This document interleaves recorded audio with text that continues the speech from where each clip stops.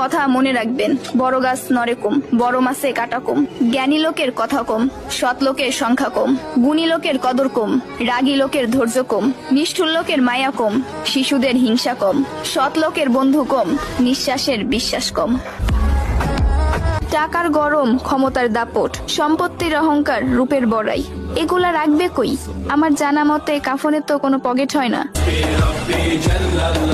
একদিন আফসোস করবেন, জীবন শেষ হয়ে গেল কিন্তু কোনো নেক কাজ করা হলো না। আজ শরীরে শক্তি আছে কিন্তু ইবাদত করার ইচ্ছা নাই।